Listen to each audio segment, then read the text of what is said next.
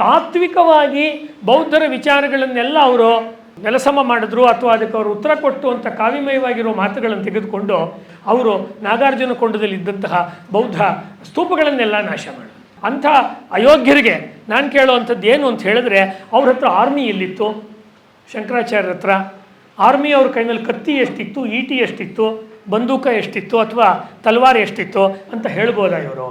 ಇದು ಅತ್ಯಂತ ಘನವಾದ ಅಪರಾಧ, ಘೋರವಾದ ಅಪರಾಧ.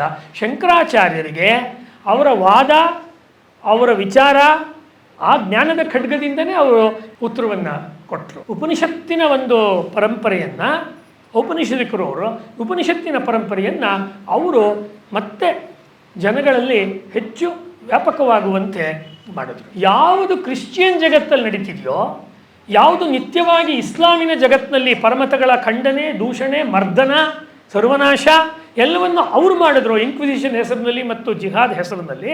ಅದನ್ನು they try to locate it in the life history of Shankaracharya. It's a grotesque mistake. ಈ ಭಾರತದಲ್ಲಿ ಮಾತ್ರ ದರ್ಶನ will go hand in hand with culture and the social life. ಇದನ್ನು ನೀವು ಬರೆದಿಟ್ಕೊಂಬಿಡಿ. ಗ್ರೀಕ್ ಸಮಾಜದಿಂದ ಹಿಡಿದು ಅಲ್ಲಾದರೂ ಒಂದು ಸ್ವಲ್ಪ ಎಕ್ಸೆಪ್ಷನ್ ಇರ್ಬೋದು, ಅರಿಸ್ಟಾಟಲು ಅಥವಾ ಅವನಿಗಿಂತ ಹಿಂದೆ ಬಂದ ಪ್ಲೇಟೋ ಮತ್ತು ಸಾಕ್ರೆಟಿಸ್ ಕಾಲದಲ್ಲಿ ಸಮಾಜದ ಅರಿವು, ಅದರ ವಾಸ್ತವತೆಯ ಅರಿವು, ದರ್ಶನ ಕ್ಷೇತ್ರದ ಫಿಲಾಸಫಿ ಕ್ಷೇತ್ರದ ಸಮಸ್ಯೆಗಳ ಅರಿವು ಮತ್ತು ಆ ದೇಶವನ್ನು, ಸಂಸ್ಕೃತಿಯನ್ನು ಅವ್ರು ಹೇಳಿದಂತೆ ಹಬ್ಬ ಹರಿದಿನಗಳು, ರಥೋತ್ಸವ ಎಲ್ಲವನ್ನೂ ಗಮನದಲ್ಲಿಟ್ಕೊಂಡು ನಿಮಗೆ ವೆಸ್ಟಲ್ಲಿ ಯಾವ ಫಿಲಾಸಫರು ಬರಲ್ಲ. ನಿಮ್ಮ ಕ್ಯಾಂಟ್ ಬರ್ಬೋದು, ಹೆಗಲ್ ಬರ್ಬೋದು, ಅಂದರೆ ನಾನೇನು ಅವ್ರನ್ನ ದೋಷಾರೋಪಣೆ ಮಾಡ್ತಿಲ್ಲ. ಆ ಫ್ಯಾಕ್ಟು ವೆಸ್ಟರ್ನ್ ಫಿಲಾಸಫಿಯ ಲಕ್ಷಣ ಹೀಗಿದೆ ಅಂತ ಹೇಳ್ತಾ ಇದ್ದೀನಿ. ಹಾಗಾಗಿನೇ ಅಲ್ಲಿ ಯಾರೋ ಒಬ್ಬ ಕಾಲ್ ಮಾರ್ಕ್ಸ್ ಅಂತ ಒಂದು ಬಂದುಬಿಟ್ರೆ ಅವ್ರಿಗೆ ಯಾಕೆ ಅವ್ನು ದೊಡ್ಡ ಕ್ರಾಂತಿ ಪುರುಷನಂತೆ ಅನ್ನಿಸ್ತಾನೆ ಅಂದರೆ, ಇವನೊಬ್ಬನಾದರೂ ಒಂದು ಸ್ವಲ್ಪ ಸಮಾಜದ ಬಗ್ಗೆ ಮಾತನಾಡೋಣ. ಮಾರ್ಕ್ಸ್ ಸಮರ್ಥನೆ ಮಾಡ್ತಿಲ್ಲ. ಭೈರಪ್ಪನಂತವ್ರು ಅವ್ರ ಆತ್ಮಕಥೆಯಲ್ಲಿ ಹೇಳೋದು ಮಾರ್ಕ್ಸ್ ಫಿಲಾಸಫರೇ ಅಲ್ಲ ಅಂತ. ಏಕೆಂದರೆ ನಮ್ಮ ಕಂಟೆಕ್ಸ್ಟಲ್ಲಿ social philosophy is no philosophy. ಹಾಗಾಗಿದ್ದರೆ ಎಲ್ಲ ಧರ್ಮಶಾಸ್ತ್ರಕಾರರು ಫಿಲಾಸಫರ್ಸೇನೆ. ಪಿ ವಿ ಕಾಣೆಯವ್ರ ಗ್ರಂಥದಲ್ಲಿ ಬಂದಿರೋ 100 ಜನ ಮಹನೀಯರು ಯಾರಿದ್ದಾರೆ ಎಲ್ಲರನ್ನೂ ಫಿಲಾಸಫಿ ಲೆಕ್ಕಕ್ಕೆ ತಗೋಬೇಕಿತ್ತು. ಅವರಲ್ಲಿ ಯಾವುದನ್ನು ನಾವು ಶುದ್ಧವಾಗಿ ತತ್ವದ ಅನ್ವೇಷಣೆ ಮಾಡ್ತೀವಿ ಆ ರೀತಿಯಲ್ಲಿ ಒಂದಷ್ಟು ನಡೀತು ಪಶ್ಚಿಮದಲ್ಲಿ. ಆದರೆ ಅದನ್ನು ಅವರು ಮಾಡ್ರೆ ನಮಗೆ ಶಂಕರರಂಥವರ ಒಂದು ಸ್ಥಾನ ಮತ್ತು ಅವರ ಸ್ಥಾನ ಗೌರವ ಬೆಲೆ ಏನು ಅಂತ ಗೊತ್ತಾಗಬೇಕಾದ್ರೆ, ಮತ್ತು ವಿಶ್ವದಲ್ಲಿ ಯಾಕೆ ಶಂಕರಾಚಾರ್ಯರನ್ನು ಇವತ್ತೂ ಕೂಡ ಇಲ್ಲಾಗಲಿ ಅಥವಾ ಪಶ್ಚಿಮದ ಕಡೆ ಆಗಲಿ ಕೊಂಡಾಡ್ತಾರೆ, ಸ್ತುತಿಸ್ತಾರೆ, ತಲೆ ಮೇಲೆ ಇಟ್ಕೊಳ್ತಾರೆ ಅಂತ ಹೇಳಿದ್ರೆ ಇದು ಕಾರಣ. ಏನು ಕಾರಣ ಅಂದರೆ, ಒಂದು ಹಂತ ಆದಮೇಲೆ ಈ ಮನಸ್ಸು, ಬುದ್ಧಿ ಇದರ ಕೆಲಸವನ್ನು ನಾವು ಮಾಡಬೇಕು. ಆದರೆ ಇದರ ಆಚೆಗೂ ಇದೆ ಆತ್ಮತತ್ವ ಅನ್ನುವಂಥದ್ದು, ಇದನ್ನು ಮೀರಿದ್ದು. ಅದೇ ರೀತಿ ಅವಸ್ಥೆಗಳಲ್ಲಿ ತಗೊಂಡಾಗ ನಮ್ಮ ಇವಾಗ ಎದ್ದಿದ್ದೀವಿ, ಈ ಕಾರ್ಯಕ್ರಮ ನಡೀತಿದೆ, ಜಾಗೃತಾವಸ್ಥೆ ಅಂತಿದೆ, ನಿದ್ರೆ ಮಾಡ್ತೀವಿ, ಸ್ವಪ್ನಾವಸ್ಥೆ ಇದೆ, ತನಿ ನಿದ್ರೆ, ತುಂಬ ಆಳವಾಗಿರೋ ಡೀಪ್ ಸ್ಲೀಪ್ ಬರುತ್ತೆ, ಸುಷುಪ್ತಿ ಅಂತ ಇದೆ. ಇದೆಲ್ಲದರಲ್ಲೂ ಇದ್ದು ಒಂದು ಬೆಳಕಿನ ರತ್ನ, ಬೆಳಕಿನ ಕಿರಣ ಸದಾ ಪ್ರಕಾಶವಾಗ್ತಿರುತ್ತೆ, ಅದೇ ಆತ್ಮ. ಇದು ಹೇಗೆ ಅಂತ ಹೇಳಿದ್ರೆ, ಅವಸ್ಥಾತ್ರಯ ಚಂದ್ರಿಕೆಯಲ್ಲಿ ಸಚ್ಚಿದಾನಂದೇಂದ್ರ ಸರಸ್ವತಿ ಸ್ವಾಮಿಗಳ ಕ್ಲಾಸಿಕ್ ಪುಸ್ತಕ ಅದು, ಮಾಸ್ಟರ್ ಪೀಸ್ ಪುಸ್ತಕ ಅದು.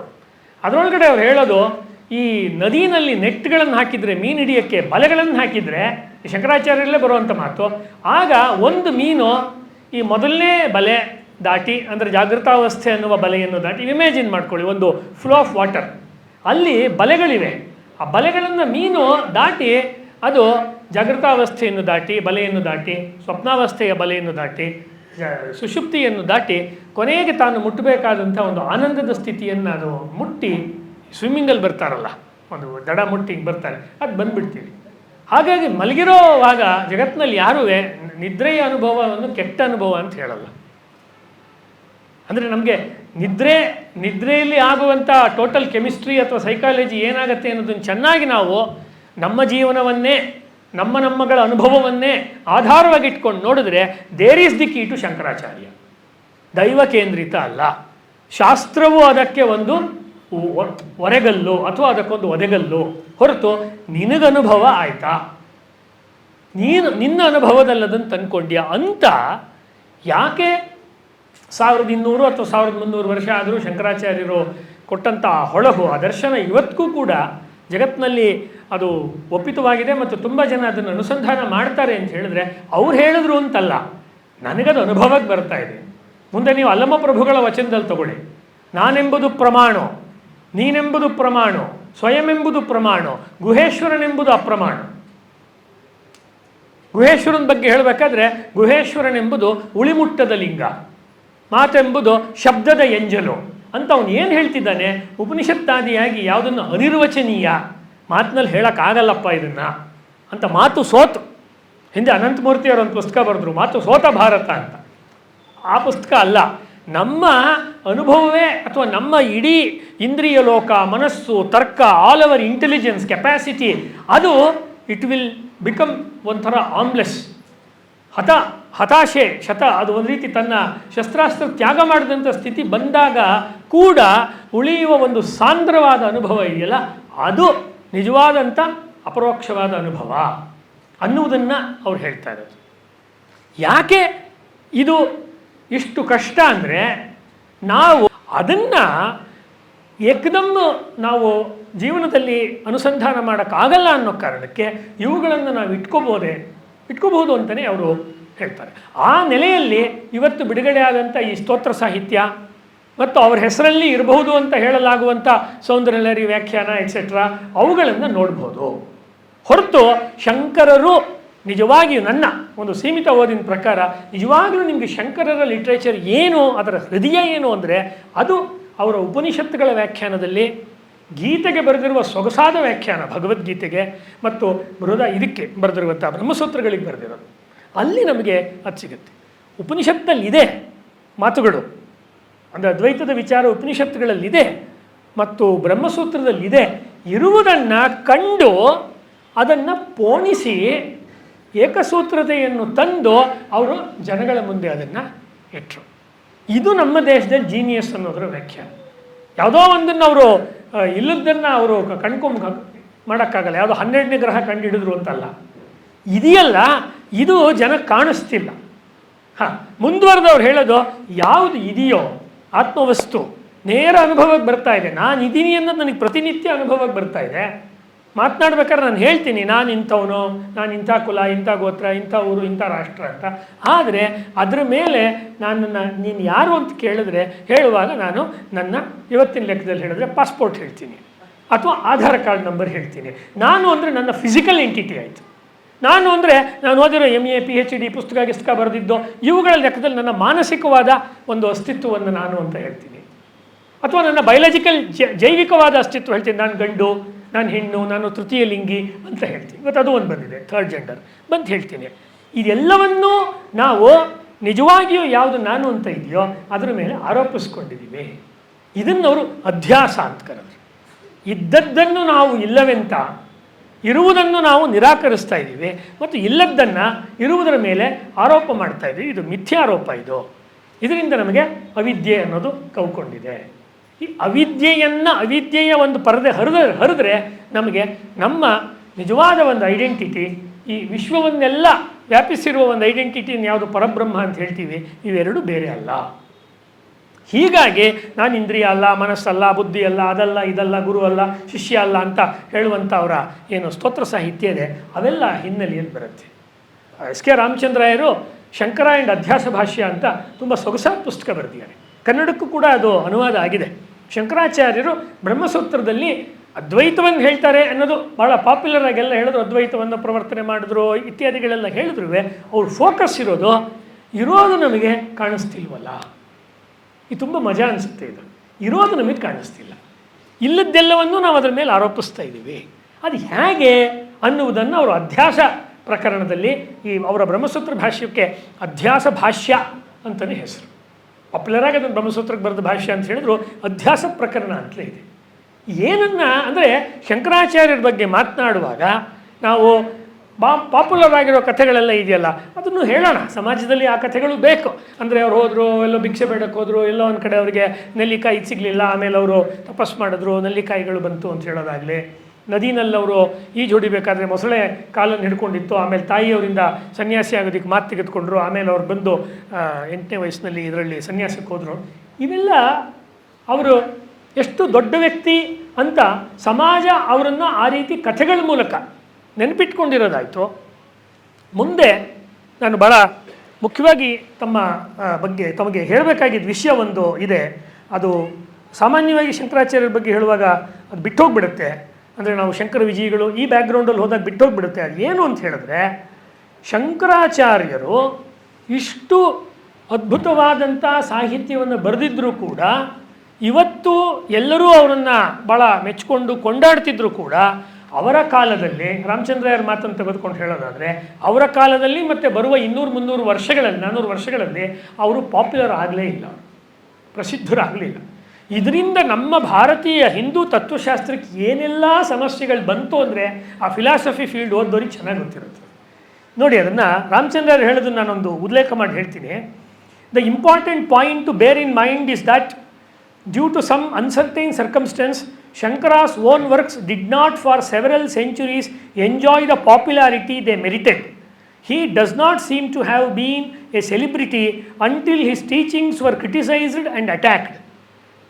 ಮುಂದೆ ಬಂದಂಥ ರಾಮಾನುಜಾಚಾರ್ಯರು, ಮಧ್ವಾಚಾರ್ಯರು ಅಥವಾ ಬೇರೆ ಬೇರೆ ದಾರ್ಶನಿಕರು ಇವರ ವಿಚಾರಗಳು, ನನ್ನ ಮಾತನ್ನು ಗಮನಿಸಿ, ಇವರ ವಿಚಾರಗಳು, ಇವರ ಸಾಲುಗಳು ಅಂತ ಇವರ ಶಿಷ್ಯರು ಅಥವಾ ಆ ರೀತಿ ಅದ್ವೈತ ವಿಚಾರವನ್ನು ಹೇಳ್ತಿದ್ದೀವಿ ಅಂತ ಹೇಳಿದಂಥ ಅವರ ಗ್ರಂಥಗಳನ್ನು, ಸುರೇಶ್ವರಾಚಾರ್ಯರ ಗ್ರಂಥಗಳಿರ್ಬೋದು, ಪದ್ಮಪಾದರ ಗ್ರಂಥಗಳಿರ್ಬೋದು, ಅವುಗಳನ್ನು ತೆಗೆದುಕೊಂಡು ತಮ್ಮ ವಿಮರ್ಶೆಗಳನ್ನು ರಾಮಾನುಜಾಚಾರ್ಯರು ಇತ್ಯಾದಿಗಳು ಮಾಡಿದರು. ಯಾರಿಗೆ ತತ್ವಶಾಸ್ತ್ರದ ಹಿನ್ನೆಲೆ ಇಲ್ಲ ಅವ್ರಿಗೆ ಹೇಳೋದಕ್ಕೆ ನಾನೊಂದು ವಿಚಾರವನ್ನು ಹೇಳೋಕ್ಕೆ ಮುಂಚೆ ಯಾವುದು ನನಗೆ ಪೂರ್ವ ಪಕ್ಷ, ಯಾವ ವಿಷಯದ ಬಗ್ಗೆ ನಾನು ಭಿನ್ನಮತವನ್ನು ಹೇಳ್ತಿದ್ದೀನಿ ಅನ್ನುವಾಗ ಆ ವಿಚಾರ ಅವ್ರು ಹೇಳ್ತಿದ್ದಾರಲ್ಲ ಅದು ನನಗೆ ಚೆನ್ನಾಗಿ ಗೊತ್ತಿರಬೇಕು, ಅದನ್ನು ನಾನು ಸಂಗ್ರಹವಾಗಿ ಹೇಳಬೇಕು. ಆಗ ಆಚಾರ್ಯ ರಾಮಾನುಜರು ಇವರೆಲ್ಲರ ಬಗ್ಗೆ ತುಂಬ ಗೌರವದಿಂದ ಹೇಳ್ತಾ ಇರೋದು. ಇದು ಫಿಲಾಸಫಿ ವಿಷಯ ಆದ್ದರಿಂದ ಸ್ವಲ್ಪ ಬಾಯಿ ಬಿಟ್ಟು ಹೆಸರು ಸಮೇತ ಹೇಳಬೇಕಾಗತ್ತೆ, ಇಲ್ಲಾಂದರೆ ಅದು TV ರಿಪೋರ್ಟ್ ಥರ ಆಗುತ್ತೆ. ಒಂದು ಕೋಮಿನ ವ್ಯಕ್ತಿ ಇನ್ನೊಬ್ಬ ಕೋಮಿನ ವ್ಯಕ್ತಿಗೆ ಹೊಡೆದ ಅಂತ ಹಾಗೆಲ್ಲ ಮಾತಾಡೋಕ್ಕಾಗಲ್ಲ. Philosophy we should be very particular like a surgeon. ಆವಾಗ ಮುಂದೆ ಬಂದಂತಹ ನಮ್ಮ ಹಿಂದೂ ತತ್ವಜ್ಞಾನಿಗಳು ಅಥವಾ ವೇದಾಂತದ ತತ್ವಜ್ಞಾನಿಗಳು ಪರ್ಟಿಕ್ಯುಲರ್ ಆಗಿ ಅವರು ಶಂಕರರ ಗ್ರಂಥಗಳನ್ನು ನೋಡಿ ಭಿನ್ನಮತವನ್ನು ವ್ಯಕ್ತಪಡಿಸಿದ್ದಾರೆ ಅನ್ನುವುದೇ ಅನುಮಾನಾಸ್ಪದ. ಯಾಕೆ ಅಂದರೆ ಅವರು ಆವಾಗಲೇ ಹೇಳಿದ್ನಲ್ಲ, ಮುಂದೆ ಬಂದಂತಹ ಸ್ಕಾಲರ್ಸ್ ಯಾರಿದ್ರು ಶಂಕರರ ವಿಚಾರವನ್ನು ಮುಂದೆ ತೊಗೊಂಡು ಹೋಗ್ತಿದ್ದೀವಿ ಅಂತ ಅವರ ಬರವಣಿಗೆಗಳನ್ನು ತೆಗೆದುಕೊಂಡ್ಬಿಟ್ಟು ಅವರು ನೋಡ್ತಾರೆ. ಇದು ನಮಗೆ ತುಂಬ ಇಂಪಾರ್ಟೆಂಟಾಗಿ ನಾವಿಲ್ಲಿ ಗಮನಿಸಬೇಕಾಗಿರೋದು ಶಂಕರಾಚಾರ್ಯರ ವಿಷಯದಲ್ಲಿ. ಆಮೇಲೆ ಶಂಕರಾಚಾರ್ಯರಂಥ ಒಬ್ಬ ದೊಡ್ಡ ಶಕಪುರುಷನಿಗೆ, ಯುಗಪುರುಷನಿಗೆ, ಚಾಣಕ್ಯರಿಗೆ, ಭಗವಾನ್ ಕೌಟಿಲ್ಯನಿಗೆ ಚಂದ್ರಗುಪ್ತ ಸಿಕ್ಕಂಗೆ, ಅಥವಾ ವಿದ್ಯಾರಣ್ಯರಿಗೆ ಹುಕ್ಕಬುಕ್ಕರು ಸಿಕ್ಕಂತೆ, ಅಥವಾ ಸಮರ್ಥ ರಾಮದಾಸರಿಗೆ ಒಬ್ಬ ಶಿವಾಜಿ ಸಿಕ್ಕಂತೆ ಯಾರಾದರೂ ಪ್ರಬಲನಾದ ಒಬ್ಬ ದೇಶವನ್ನೇ ಆಳಬಲ್ಲಂಥ, ಸಂಸ್ಕೃತಿಗೆ ಒಂದು ಕ್ಷಾತ್ರದ ಒಂದು ರಕ್ಷಣೆಯನ್ನು ಕೊಡಬಲ್ಲಂಥ ವ್ಯಕ್ತಿ ಸಿಕ್ಕಿದ್ದರೆ, ಇವೆಲ್ಲ ಇತಿಹಾಸದಲ್ಲಿ ರೇಗಳು ಅಷ್ಟೇ, ಇಫ್ ಅಂತ. ಆಗ ಪ್ರಾಯಃ ನಮಗೆ ಸಮುದ್ರದ ಕಡೆಯಿಂದ ಮುಂದೆ ಬಂದಂಥ ಅರಬ್ಬರ ದಾಳಿ ಇದೆಯಲ್ಲ, ಅದಕ್ಕೆ ಅವತ್ತೇ ಉತ್ತರ ಸಿಕ್ಕಿ ಮುಂದೆ ಯಾವ ಮಲ್ಲಿಕಾಫರು, ಯಾವ ಘಜನಿ, ಯಾವ ಘೋರಿಯೋ ಭಾರತಕ್ಕೆ ಬರದೇ ಇರುವಂತೆ ಅವ್ರನ್ನ ಸದೆಬಡಿಬೋದಾಗಿತ್ತು. ನಾವು ಪ್ರಾಯಃ ಆ ಅಂಶವನ್ನು ಗಮನದಲ್ಲಿ ಇಟ್ಕೊಂಡು ಕ್ಷಾತ್ರದ ಕೋಟೆಯನ್ನು ಕಟ್ಟುವುದಕ್ಕೆ ಅವ್ರಿಗೆ ಜನ ಇಲ್ಲ, ಅವರು ವೇದಾಂತದ ಒಂದು 4 ರಕ್ಷಣಾ ಕವಚಗಳನ್ನು ಈ ದೇಶಕ್ಕೆ ಕೊಟ್ಟರು ಅಂತ ಕೂಡ ನಾವು ವ್ಯಾಖ್ಯಾನ ಮಾಡ್ಬೋದೇನೋ ಅಂತ ಅನಿಸುತ್ತೆ. ಯಾಕೆಂದರೆ ಅವರು ಸಮಾಜದಲ್ಲಿ ಇದ್ದವರು, ಅವರು ಎಂಥ ದೊಡ್ಡ ತತ್ವಜ್ಞಾನಿ ಆದರೂ ಕೂಡ ಸಮಾಜದ ಆಗುಹೋಗುಗಳನ್ನೆಲ್ಲ ಅವರು ಬಲ್ಲವರಾಗಿದ್ದವರು ಶಂಕರಾಚಾರ್ಯರು. ಇನ್ನೊಂದು ಬಹಳ ಮುಖ್ಯವಾದ ವಿಷಯ ಅಂದರೆ, ಅವರು ಬರೋ ತನಕ ಭಗವದ್ಗೀತೆಗೆ ಸ್ಮೃತಿಯ ಸ್ಥಾನ ಇತ್ತು. ಬೇರೆ ಬೇರೆ ಸ್ಮೃತಿಗಳಂತೆ ಅದಕ್ಕೂ ಒಂದು ಸ್ಮೃತಿ ಅನ್ನೋ ಸ್ಥಾನ ಇತ್ತು ಭಗವದ್ಗೀತೆಗೆ. ಭಗವದ್ಗೀತೆಯಲ್ಲಿ ಇರುವಂತಹ ವೇದಾಂತ ಉಪನಿಷತ್ ಸಮ್ಮತವಾದ ವಿಚಾರಗಳನ್ನೇ ಇದು ಹೇಳ್ತಾ ಇದೆ ಅಂಥೇಳಿ ಈ ಬ್ರಹ್ಮಸೂತ್ರ ಮತ್ತು ಉಪನಿಷತ್ತುಗಳ ಸಾಲಿಗೆ ಅಥವಾ ಆ ಎತ್ತರಕ್ಕೆ ಸ್ಮೃತಿಯಾಗಿದ್ದಂತಹ ಭಗವದ್ಗೀತೆಯನ್ನು ಎತ್ತಿ ನಮಗೆ ಕೊಟ್ಟವರು ಭಗವಾನ್ ಶಂಕರಾಚಾರ್ಯರು. ಇದು ಬಹಳ ಇಂಪಾರ್ಟೆಂಟ್ ಕೊಡುಗೆ ಅವ್ರದ್ದು ನಮ್ಮ ತತ್ವಶಾಸ್ತ್ರದ ದೃಷ್ಟಿಯಿಂದ ಶಂಕರಾಚಾರ್ಯರದು. ಹೀಗೆ ಮಾಡುವಾಗ ಶಂಕರಾಚಾರ್ಯರು ಅವರ ಕಾಲದಲ್ಲಿ ಇದ್ದಂತಹ ಬೇರೆ ಬೇರೆ ವಿಚಾರಗಳು ಯಾವುದಿತ್ತು ಆ ವಿಚಾರಗಳನ್ನೆಲ್ಲ ತುಂಬ ಖಚಿತವಾದ ರೀತಿಯಲ್ಲಿ ಅವರು ಪೂರ್ವಪಕ್ಷವಾಗಿ ತೆಗೆದುಕೊಂಡ್ರು. ಮೀಮಾಂಸಕರಿರ್ಬೋದು, ಕರ್ಮವನ್ನೇ ಪ್ರಧಾನವಾಗಿ ತೆಗೆದುಕೊಳ್ಳೋ ಯಜ್ಞಯಾಗಾದಿಗಳನ್ನೇ ಪ್ರಧಾನವಾಗಿ ತಗೊಳ್ಳುವಂಥ ಮೀಮಾಂಸಕರಿರ್ಬೋದು, ಆವಾಗಲೇ ಹೇಳಿದಂತೆ ನ್ಯಾಯ ಇರ್ಬೋದು, ಇತ್ಯಾದಿಗಳನ್ನು ಅವರು ತೆಗೆದುಕೊಂಡ್ರು ಶಂಕರಾಚಾರ್ಯರು. ಮತ್ತು ಬೌದ್ಧರ ವಿಚಾರಗಳನ್ನು ತೆಗೆದುಕೊಂಡ್ರು. ಇಷ್ಟಾದರೂ ಕೂಡ ಬುದ್ಧ ಭಗವಾನ್ ಬಗ್ಗೆ ಅವರಿಗೇನು ವಿರೋಧ ಇರಲಿಲ್ಲ. ಭಗವಾನ್ ಬುದ್ಧನ ಬಗ್ಗೆ ವಿರೋಧ ಇಲ್ಲ. ಇವರು ಹೇಳ್ತಿರುವಂತಹ ಒಂದು ರೀತಿ ಕರಪ್ಟೆಡ್ ಫಾರ್ಮ್ ಅಂತ ಹೇಳ್ಬೋದು, ಅದನ್ನು ಅವರು ಒಂದು ರೀತಿ ಪ್ರಶ್ನೆ ಮಾಡುವ ಕೆಲಸವನ್ನು ಮಾಡಿದ್ರು. ತಾತ್ವಿಕವಾಗಿ ಬೌದ್ಧರ ವಿಚಾರಗಳನ್ನೆಲ್ಲ ಅವರು ನೆಲಸಮ ಮಾಡಿದ್ರು ಅಥವಾ ಅದಕ್ಕೆ ಅವರು ಉತ್ತರ ಕೊಟ್ಟು ಅಂತ ಕಾವ್ಯಮಯವಾಗಿರೋ ಮಾತುಗಳನ್ನು ತೆಗೆದುಕೊಂಡು ಲಾಂಘರ್ಸ್ಟು ಇತ್ಯಾದಿ ಸೋಕಾಲ್ಡ್ ಆರ್ಕಿಯಾಲಜಿ ಸ್ಕಾಲರ್ಸು ಅಥವಾ ಟ್ರಾವೆಲರ್ಸು ಅವರು ನಾಗಾರ್ಜುನಕೊಂಡದಲ್ಲಿ ಇದ್ದಂತಹ ಬೌದ್ಧ ಸ್ತೂಪಗಳನ್ನೆಲ್ಲ ನಾಶ ಮಾಡಿದ್ರು. ನಾನು ಕೇಳೋದು ಅವರಿಂದ ಹಿಡಿದು ಶಂಕರಾಚಾರ್ಯ ಮತ್ತು ಗುಂಡಾಗಿರಿ ಪುಸ್ತಕ ಬರೆದಂಥ ಭಗವಾನ್ ತನಕ ಅಂಥ ಅಯೋಗ್ಯರಿಗೆ ನಾನು ಕೇಳೋವಂಥದ್ದು ಏನು ಅಂತ ಹೇಳಿದ್ರೆ, ಅವ್ರ ಹತ್ರ ಆರ್ಮಿ ಎಲ್ಲಿತ್ತು? ಶಂಕರಾಚಾರ್ಯರ ಹತ್ರ ಆರ್ಮಿ ಅವ್ರ ಕೈನಲ್ಲಿ ಕತ್ತಿ ಎಷ್ಟಿತ್ತು, ಈಟಿ ಎಷ್ಟಿತ್ತು, ಬಂದೂಕ ಎಷ್ಟಿತ್ತು ಅಥವಾ ತಲ್ವಾರ್ ಎಷ್ಟಿತ್ತು ಅಂತ ಹೇಳ್ಬೋದಾ ಇವರು? ಫಿಲಾಸಫಿಕಲಿ ಅವರನ್ನು ಸೋಲಿಸಿದ್ರು ಅಂತ ಹೇಳಿದ್ರೆ ಅದು ಹೇಳುವ ಕ್ರಮ ಅವರನ್ನು ವಾದದ ಗಾಣದಲ್ಲಿ ಅರೆದರು ಅಂತ ಬರುತ್ತೆ. ಎಲ್ಲೋ ಒಂದು ಕಡೆ ವಾದದ ಗಾಣದಲ್ಲಿ ಅರೆದ್ರು ಅಂದರೆ ಅವ್ರನ್ನೆಲ್ಲ ಗಾಣಕ್ಕಟ್ಟು ಅರೆದ್ರು ಅಂತ ಅಂದರೆ ಅವಾಗ ಇವತ್ತು ಕ್ರಿಶ್ಚಿಯನ್ ಗೋವಾ ಪುಸ್ತಕ ಬಿಡುಗಡೆ ಆಯ್ತಲ್ಲ, ಹಾಗೆ ಯಾವುದು ಕ್ರಿಶ್ಚಿಯನ್ ಜಗತ್ತಲ್ಲಿ ನಡೀತಿದೆಯೋ, ಯಾವುದು ನಿತ್ಯವಾಗಿ ಇಸ್ಲಾಮಿನ ಜಗತ್ತಿನಲ್ಲಿ ಪರಮತಗಳ ಖಂಡನೆ, ದೂಷಣೆ, ಮರ್ದನ, ಸರ್ವನಾಶ ಎಲ್ಲವನ್ನು ಅವರು ಮಾಡಿದ್ರು ಇನ್ಕ್ವಿಸಿಷನ್ ಹೆಸರಿನಲ್ಲಿ ಮತ್ತು ಜಿಹಾದ್ ಹೆಸರಿನಲ್ಲಿ. ಅದನ್ನು they try to locate it in the life history of Shankaracharya. It's a grotesque mistake. ಇದು ಅತ್ಯಂತ ಘನವಾದ ಅಪರಾಧ, ಘೋರವಾದ ಅಪರಾಧ. ಶಂಕರಾಚಾರ್ಯರಿಗೆ ಅವರ ವಾದ, ಅವರ ವಿಚಾರ, ಆ ಖಡ್ಗವೇ ಸಾಕಿತ್ತು. ಆ ಜ್ಞಾನದ ಖಡ್ಗದಿಂದನೇ ಅವರು ಇದಕ್ಕೆ ಉತ್ತರವನ್ನು ಕೊಟ್ಟರು. ಅಂದರೆ ಯಾರು ಶಂಕರಾಚಾರ್ಯರ ವಿಚಾರವನ್ನು ನೋಡಿಲ್ವೋ ಅವರು ಮಾತ್ರ ಈ ರೀತಿಯ ಮಾತುಗಳನ್ನು ಹೇಳ್ಬೋದು. ಈ ರೀತಿ ಶಂಕರಾಚಾರ್ಯರು ಬಹಳ ದೊಡ್ಡ ಮಟ್ಟದಲ್ಲಿ ಇದ್ದಂತಹ ಉಪನಿಷತ್ತಿನ ಒಂದು ಪರಂಪರೆಯನ್ನು, ಔಪನಿಷದಿಕರು ಅವರು ಉಪನಿಷತ್ತಿನ ಪರಂಪರೆಯನ್ನು ಅವರು ಮತ್ತೆ ಜನಗಳಲ್ಲಿ ಹೆಚ್ಚು ವ್ಯಾಪಕವಾಗುವಂತೆ ಮಾಡಿದ್ರು. ಮತ್ತು ತಂತ್ರದಲ್ಲಿ ಇದ್ದಂತಹ ತಾಮಸವಾದ ತಾಂತ್ರಿಕ ಆಚರಣೆಗಳು, ಘೋರವಾದ ತಾಂತ್ರಿಕ ಆಚರಣೆಗಳು, ಕೆಲವರು ಕಾಪಾಲಿಕರೆಲ್ಲ ಆ ರೀತಿ ಮಾಡ್ತಾ ಇದ್ರು ಅಂತಿತ್ತು. ಎಲ್ಲ ಕಡೆ ಏನಾಗಿದೆ ಅಂದರೆ, ಇದು ಮೂಲ ಸಿದ್ಧಾಂತಗಳಲ್ಲಿ ತಪ್ಪು ಅಂತ ಹೇಳೋಕ್ಕಿಂತ, ಅಂದರೆ ಭಾರತೀಯ ವಿಚಾರಗಳ ಒಂದು ಪರಿಪ್ರೇಕ್ಷ್ಯದಲ್ಲಿ ಹೇಳೋದಾದರೆ, ಮೂಲದಲ್ಲಿ ಯಾರೋ ಒಬ್ಬರು ಗುರು, ಒಬ್ಬರು ಅವಧೂತರು, ಒಬ್ಬರು ಆಚಾರ್ಯರು ಸರಿಯಾಗಿ ಹೇಳಿರ್ತಾರೆ. ಅದನ್ನು ಅವರ ಮುಂದಿನ ಅನುಯಾಯಿಗಳು ಮಾಡಬೇಕಾದ್ರೆ ಅದನ್ನು ಪೂರ್ತಿ ಅವರು ಉಲ್ಟಾನೆ ಮಾಡಿರ್ತಾರೆ. ನೀನು ಬಲಿಯನ್ನು ಕೊಡೋದಾದರೆ ನಿನ್ನನ್ನೇ ಬಲಿ ಕೊಡು ದೇವರಿಗೆ, ಆತ್ಮಬಲಿ. ನಿನ್ನ ಅಹಂಕಾರ, ಕಾಮ, ಕ್ರೋಧ ಇದನ್ನೆಲ್ಲ ಬಲಿ ಕೊಡು ಅಂದರೆ, ಕುರಿ ಬಲಿ ಕೊಡ್ತೀನಿ, ಕೋಣನ ಬಲಿ ಕೊಡ್ತೀನಿ, ಹುಟ್ಟಿರೋಂಥ ಪುಟಾಣಿ ಒಂದು ಮಗುನ ಬಲಿ ಕೊಡ್ತೀನಿ, ಬಾಣಂತಿನ ಬಲಿ ಕೊಡ್ತೀನಿ, ಬಸರಿನ ಬಲಿ ಕೊಡ್ತೀನಿ ಅಂತ ನಮ್ಮ ಮೂರ್ಖತನಕ್ಕೆ ನಾವು ಮಾಡ್ಕೊಂಡಿದ್ದು. ಅದನ್ನು ನಾವು ಜಾನಪದದ ಹೆಸರಿನಲ್ಲಿ ಸಮರ್ಥನೆ ಮಾಡೋಕ್ಕೆ ಬರೋದಿಲ್ಲ. ಅನೇಕರು ಮಾಡ್ತಾರೆ, ಅದು ಸರಿಯಾದ್ದಲ್ಲ. ಅದು ಆ್ಯಕ್ಚುಲಿ ಅಮಾನವೀಯವಾದ್ದು, ಅದೈವಿಕವಾದ್ದು ಯಾವುದೂ ಭಾರತೀಯ ಸಂಸ್ಕೃತಿಯಲ್ಲಿಲ್ಲ. ಯಾಕೆಂದರೆ ಇದು ದೈವ ಕೇಂದ್ರಿತ ಸಂಸ್ಕೃತಿ ಆದಾಗ ಗರ್ಭಿಣಿ ಹೆಂಗಸನ್ನು ಬಲಿ ಕೊಡೋದು ಹೇಗದು ಹಿಂದೂ ಸಂಪ್ರದಾಯಕ್ಕೆ ಸಮ್ಮತವಾಗುತ್ತೆ? ಅದು ಕೆಂಪೇಗೌಡರ ಜೀವನದ ಸಂದರ್ಭದಲ್ಲೂ ಬರುತ್ತೆ. ಬೇರೆ ಬೇರೆ ಅಣೆಕಟ್ಟುಗಳನ್ನು ಕಟ್ಟುವಾಗ ಆ ರೀತಿಯಾಗಿ ಬಲಿಯನ್ನು ಕೊಡ್ತಾ ಇದ್ರು ಅಂತ ಬರುತ್ತೆ. ಕನ್ನಡದಲ್ಲಿ ಇವತ್ತು ತೀನಂಶಿಯವರ ಪುಸ್ತಕ ಬಿಡುಗಡೆ ಆಗಿದೆ. ಅವ್ರದ್ದೇ ಕೆರೆಗೆ ಹಾರ ಅನ್ನುವಂಥ ಭಾಳ ಪ್ರಸಿದ್ಧವಾದ ಒಂದು ಲೇಖನ ಇದೆ. ಕೆರೆಗೆ ಅವಳು ಹಾರ ಆಗಬೇಕು, ಭಾಗೀರಥಿ ಅಂತ ಒಂದು ಕಥೆ ಅವಳು ಬರುತ್ತೆ. ಇದು ಶಾಸ್ತ್ರಸಮ್ಮತವೂ ಅಲ್ಲ, ಮಾನವೀಯ ದೃಷ್ಟಿಯಿಂದ ಸರಿಯೂ ಅಲ್ಲ. ಅದರಿಂದ ಯಾವ ಫಲಗಳೂ ಸಿಗೋದಿಲ್ಲ. ಒಂದಷ್ಟು ಪಾಪಗಳೇನಾದರೂ ಸುತ್ತಕೊಡೋದಾದ್ರೆ ಸುತ್ಕೋಬೋದು ಅಷ್ಟೇ ಮಾಡಿದಂಥವ್ರಿಗೆ. ಯಾಕೆ ಅಂದರೆ this is not the centre of ಸನಾತನ ಧರ್ಮ. ಒಂದು ಗಿಡದಲ್ಲಿ, ಒಂದು ಮರದಲ್ಲಿ ಒಂದು ಹೋಮಕ್ಕೋಸ್ಕರವೋ ಅಥವಾ ಮನೆ ಕಟ್ಟಕ್ಕೋಸ್ಕರವೋ ಒಂದು ಗಿಡದಲ್ಲಿ ಒಂದು ಕೊಂಬೆಯನ್ನು, ರೆಂಬೆಯನ್ನು ಕಡ್ಕೊಂಡು ಬರಬೇಕಾದ್ರೆ ನಾನು ನಿನ್ನಿಂದ ತೆಗೆದುಕೊಳ್ತಾ ಇದ್ದೀನಿ, ದಯಮಾಡಿ ನನ್ನ ಕ್ಷಮಿಸು ಅಂತ ಪ್ರಾರ್ಥನೆ ಮಾಡಿಕೊಂಡು ಮತ್ತೆ ಅದರ ಜಾಗದಲ್ಲಿ ಇನ್ನೊಂದು ಗಿಡವನ್ನು ನೆಡಬೇಕು ಅಂಥೇಳಿ ವೇದ ಸಾಹಿತ್ಯದಲ್ಲೆಲ್ಲ ಮಾತುಗಳು, ಮಂತ್ರಗಳೆಲ್ಲ ಬರುತ್ತೆ. ಹೀಗಾಗಿ ನಮ್ಮದು ದೈವ ಕೇಂದ್ರಿತ ಸೊಸೈಟಿ ಅನ್ನುವುದನ್ನು ಗಮನದಲ್ಲಿಟ್ಕೊಂಡು ಪ್ರತಿಯೊಬ್ಬರು ಅವರವ್ರದ್ದೇ ರೀತಿಯಲ್ಲಿ ಆತ್ಮದ ಉದ್ಧಾರಕ್ಕೋಸ್ಕರ ಅಥವಾ ಆತ್ಮದ ಸಾಕ್ಷಾತ್ಕಾರಕ್ಕೋಸ್ಕರ ಅವ್ರ ಕೆಲಸವನ್ನು ಮಾಡಬೇಕು ಅನ್ನೋ ಹಿನ್ನೆಲೆಯಲ್ಲಿ ಶಂಕರಾಚಾರ್ಯರು ಮತ್ತು ಮುಂದೆ ಬಂದಂಥ ಅನೇಕ ಮಹನೀಯರು, ಅಭಿನವಗುಪ್ತರಿರ್ಬೋದು, ವಿದ್ಯಾರಣ್ಯರಿರ್ಬೋದು, ಇವಾಗ ಹೇಳಿದಂಥ ಅನೇಕ ಇರಬಹುದು, ಅಥವಾ 20ನೇ ಶತಮಾನದಲ್ಲಿ ಬಂದ ರಮಣ ಮಹರ್ಷಿಗಳು, ಯೋಗಿ ಅರವಿಂದರು, ಸ್ವಾಮಿ ವಿವೇಕಾನಂದರು, ನಿಸರ್ಗದತ್ತ ಮಹಾರಾಜರು, ಹೀಗೆ ಅನೇಕರು ನಿನ್ನನ್ನು ನೀನು ತಿಳ್ಕೊ, ನಿಂದ ನೀ ತಿಳ್ಕೊ ಅನ್ನೋ ಮಾತಿದೆಯಲ್ಲ ಹಾಡಲ್ಲಿ, ಹಾಗೆ ನಮ್ಮನ್ನು ನಾವು ತಿಳ್ಕೊಳ್ಳುವುದೇ ಈ ಜಗತ್ತಿನಲ್ಲಿ ತುಂಬ ಕಷ್ಟ. ನನಗೆ ಬೇರೆ ಎಲ್ಲದ್ರ ಬಗ್ಗೆನೂ ಮಾಹಿತಿ ಗೊತ್ತಿದೆ, ನನ್ನ ಬಗ್ಗೆ ತಿಳುವಳಿಕೆ ನನಗೆ ಗೊತ್ತಿಲ್ಲ. ಎಲ್ಲವನ್ನೂ ಹುಡುಕುವ ಆ ಗೂಗಲ್ನಲ್ಲಿ ಎಲ್ಲವನ್ನೂ ಹುಡುಕುವ ಬೆರಳು ಒಂದು ಕ್ಷಣ ಏನಾದರೂ ಅದು ಹೃದಯ ಕೇಂದ್ರಕ್ಕೆ ಬೆರಳನ್ನಿಟ್ಟು ಇದರೊಳಗಿರುವಂಥ ವಸ್ತು ಯಾವುದು ಅಂತ ನೋಡಿದರೆ ಅದು ಶಂಕರಾಚಾರ್ಯರ ಸಾಹಿತ್ಯವನ್ನು ಅಥವಾ ಯಾವುದೇ ಒಂದು ಭಾರತೀಯ ತತ್ವಜಿಜ್ಞಾಸೆಯನ್ನು ನೋಡುವಂಥದ್ದು. ಹೀಗಾಗಿ ಇಂಡಿಯನ್ ಫಿಲಾಸಫಿಯ ಭಾಳ ಮುಖ್ಯ ಲಕ್ಷಣ ಹೊರಮುಖಿಯಾಗಿ ಹೋಗುವಂಥದ್ದಲ್ಲ. ಅದನ್ನೆಲ್ಲ ತಿಳ್ಕೊಬೋದು, ನ್ಯಾಯವೈಶೇಷಿಕರಲ್ಲಿ ಅದು ಸಾಕಷ್ಟು ಬರುತ್ತೆ, ಪದಾರ್ಥ ಪ್ರಪಂಚದ ಬಗ್ಗೆ ತರ್ಕದ ಬಗ್ಗೆ ಎಲ್ಲ ಬರುತ್ತೆ. ಇದೆಲ್ಲವನ್ನು ಮಾಡಿದ್ರೂ ಕೂಡ ಸಮಾಧಾನ ಆಗಲ್ಲ, ಚಿತ್ತವಿಶ್ರಾಂತಿ ಆಗಲ್ಲ, ರಸ ಅನ್ನೋದು ಉಂಟಾಗಲ್ಲ, ಆನಂದ ಅನ್ನೋದು ಉಂಟಾಗಲ್ಲ. ಅಲ್ಟಿಮೇಟ್ಲಿ ಜೀವನದಲ್ಲಿ ಭಾಳ ಮುಖ್ಯವಾದ ಆನಂದ. ಶಂಕರಾಚಾರ್ಯ ಸಾಹಿತ್ಯವನ್ನು ಯಾಕೆ ಓದಬೇಕು? ಆನಂದಕ್ಕೋಸ್ಕರ ಓದಬೇಕಷ್ಟೆ. ಏನು ಭಾಳ ದೊಡ್ಡ ವಿಷಯ ಏನಿಲ್ಲ ಅದರಲ್ಲಿ.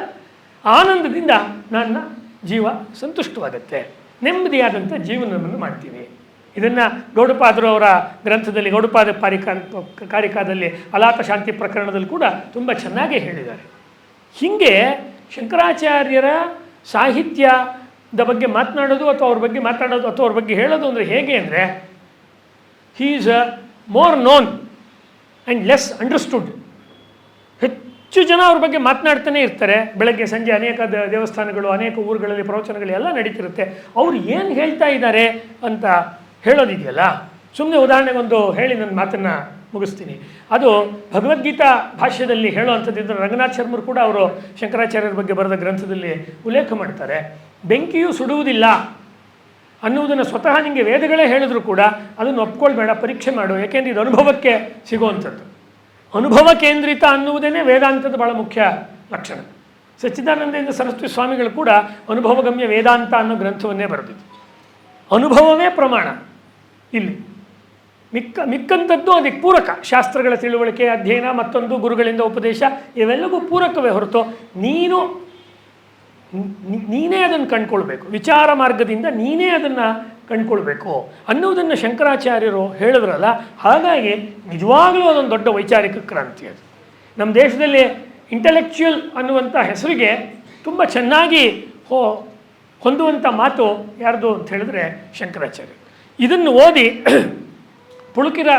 ಪುಳುಕಿತರಾದಂಥ ಪಶ್ಚಿಮದ ಜನ ತಪ್ಪಾಗಿ ಅಲ್ಲಿ 16-17ನೇ ಶತಮಾನದಲ್ಲಿ ಬಂದಂತಹ ಕ್ಯಾಂಟ್ ಅನ್ನೋನ್ನ, ಅಲ್ಲಿ ಇಮ್ಯಾನ್ಯುಯಲ್ ಕ್ಯಾಂಟ್ ನಿತ್ಯವೂ ಇರುವಂತಹ ವಿಭುವಾದ ಮುಂಡಕದಲ್ಲಿ ಯಾವುದನ್ನು ಹೇಳ್ತಾನೆ, ಶಾಶ್ವತವಾದಂಥ ಒಂದು ಬ್ರಹ್ಮದ ಸ್ಥಿತಿ ಇದೆ ಅಥವಾ ಆತ್ಮದ ಸ್ಥಿತಿ, ಅದ್ರ ಬಗ್ಗೆ ಕ್ಯಾಂಟ್ ಹೇಳೋದಿಲ್ಲ. ಹೀಗಾಗಿ ಕ್ಯಾಂಟು ಮತ್ತು ಶಂಕರಾಚಾರ್ಯ ಅಂತ ಬೇಕಾದಷ್ಟು PhDಗಳು ಬಂದಿದೆ. ಅದನ್ನು ನಾವು ಒಪ್ಕೊಳ್ಳೋದು ಕಷ್ಟ ಆಗುತ್ತೆ. ಯಾವ ದೃಷ್ಟಿಯಿಂದ ಅಂತ ಹೇಳಿದ್ರೆ, ಇವರು ಯಾವ ರೀತಿಯಲ್ಲಿ ಒಂದು ವಿಚಾರ ಕ್ರಮವನ್ನು ಬೆಳೆಸಿ ಅದನ್ನು ಒಂದು ಎತ್ತರಕ್ಕೆ ತೆಗೆದುಕೊಂಡು ಹೋಗಿ ನಿನ್ನಲ್ಲಿ ಇರುವಂಥ ಒಂದು ಮೂಲಭೂತವಾದ ಸ್ವಭಾವ ಆತ್ಮ ಮತ್ತು ಇಡೀ ಬ್ರಹ್ಮಾಂಡವನ್ನು ವ್ಯಾಪಿಸಿರುವಂಥ ಬ್ರಹ್ಮತತ್ವ ಎರಡೂ ಬೇರೆ ಅಲ್ಲಪ್ಪ ಅನ್ನುವುದನ್ನು ಅನುಭವ ಕೇಂದ್ರಿತವಾಗಿ, ಆದರೆ ವಿಚಾರ ಮಾರ್ಗವನ್ನು ಬಿಡದೆ ಸ್ಟೆಪ್ಸ್ ಮೂಲಕ ಅದನ್ನು ಶಂಕರಾಚಾರ್ಯರು ಅವರ ಕೃತಿಗಳಲ್ಲಿ ಹೇಳ್ತಾರೆ. ಇದನ್ನು ನಾವು ಓದಿ ಅರ್ಥ ಮಾಡಿಕೊಳ್ಬೇಕು ಅಂತ ಹೇಳಿದ್ರೆ ನಮಗೆ ಒಂದು ಮಟ್ಟಿಗಿನ ಶಾಂತತೆ, ಒಂದು ಮಟ್ಟಿಗಿನ ಸಮಯವನ್ನು ಅದರ ಮೇಲೆ ಇನ್ವೆಸ್ಟ್ ಮಾಡುವಷ್ಟು ಮನೋದಾರ್ಢ್ಯ ಬೇಕು. ಯಾವುದೋ ಒಂದು ಫಿಲಾಸಫಿ ಭಾಷಣ ಕೇಳಿಕೊಂಡು ಒಂದು ದಿವಸ 2 ದಿವಸ ಆಸಕ್ತಿ ಇರುತ್ತೆ, ಆಮೇಲೆ ಅದು ಗಾಳಿ ಹೊಟ್ಟೋಗುತ್ತೆ. ಯಾವುದೋ ಇಂಟರ್ನೆಟ್ಟು, ಯಾವುದೋ ನೆಟ್ಫ್ಲಿಕ್ಸು, ಯಾವುದೋ ಸಿನಿಮಾದಲ್ಲಿ ಹೊಟ್ಟೋಗುತ್ತೆ. ಅದನ್ನು ಸತತವಾಗಿ ನಾವು ಅನುಸಂಧಾನ ಮಾಡಿದರೆ ಇಲ್ಲೇ ಇದೆ ಈ ಒಂದು ತತ್ವದ ನೆಲೆ, ತತ್ವದ ನಿಧಿ ಅಂತ ನಮಗೆ ಗೊತ್ತಾಗುತ್ತೆ. ಕೊನೆಯದಾಗಿ ಹೇಳಬೇಕಾದ ಮಾತು, ಆನಂದ ಕುಮಾರಸ್ವಾಮಿಯವರು ಅವರ ದಿ ಡಾನ್ಸ್ ಆಫ್ ಶಿವ ಗ್ರಂಥದಲ್ಲಿ ಒಂದು ಮಾತು ಹೇಳ್ತಾರೆ. What can India contribute to the world ಅಂತ ಹೇಳುವಾಗ, India can contribute to the world it's ಇಂಡಿಯನ್ನೆಸ್